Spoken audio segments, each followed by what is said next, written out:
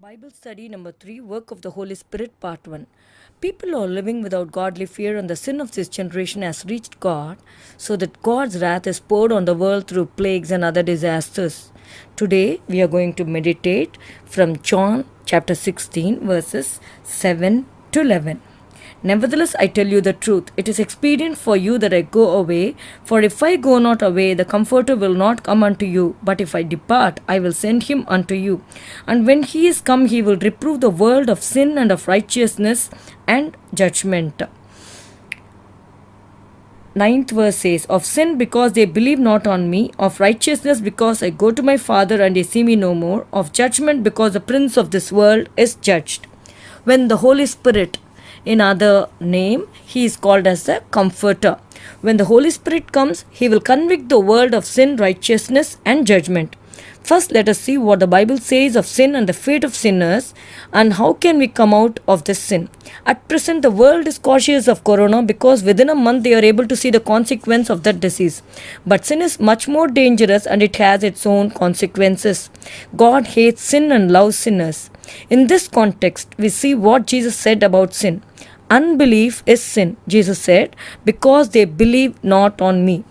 God expects you to believe his son Jesus, who died on the cross for you. John 16:9. 1 John 5:17 says, All unrighteousness is sin. Romans 3:23 says, For all have sinned and come short of the glory of God. 1 John 3:4 says, Sin is a transgression of the law. John 8:34 we read, Jesus answered them, Verily, verily, I say unto you, whosoever committeth sin is a servant of sin. God doesn't want you to be a servant of sin, but he wants to be a free man in Jesus Christ. Proverbs 14:34 says, Righteousness exalteth a nation, but sin is a reproach to any people. Romans 6:23 we read, For the wages of sin is death, but the gift of God is eternal life through Jesus Christ our Lord. For example, we work in an organization very sincerely, and we expect a salary to be given to us at the end of the month. We work faithfully in a firm and get our wages. But when we keep on committing sin without the fear of God, there is a wages waiting for you. The wages of sin is death. The death here denotes not the physical death of the body, but the eternal death of our soul. When we continue to read this verse, it says the gift of God is eternal life. It is not said the wages given by God, but it is said as gift given by God. We can never work out righteousness and earn eternal life, but it is given mercifully to us as a gift through the death of our Lord and Savior Jesus Christ. So far we saw what is sin and the consequence of sin. Let's see why Jesus should suffer on the cross. Jesus was hanging on the cross for 6 hours with excruciating pain. Just imagine why the Son of God should come and suffer on the cross. Because our sin needs judgment. It has to be judged. But in order to take away the judgment away from us, Jesus Christ came and suffered on the cross for us. He is the Son of God. He loves us so much. He doesn't want a sinner to perish and go to eternal hell after death. He wants the sinner to repent. We cannot live in sin and imagine of living with Jesus in heaven for eternity. Heaven is a holy place and hell is a horrible place.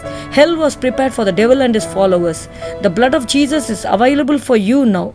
Right now, pray with me. Jesus, I am a sinner.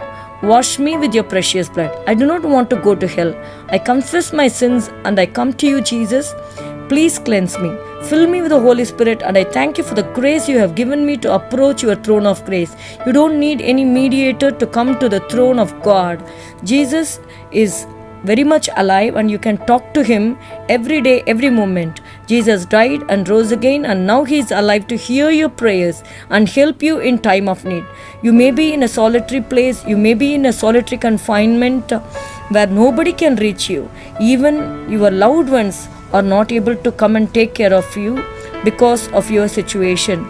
Please do not worry about it. Jesus is there. Jesus is your healer. Jesus had suffered for you. Jesus had already borne your sins, sorrows and sicknesses. He understands you. He loves you. Talk to him and set right your life. Read the Bible. Pray to God in the name of Jesus. Jesus is coming soon. Get ready to meet him. We'll continue in part 2. Thank you. God bless you.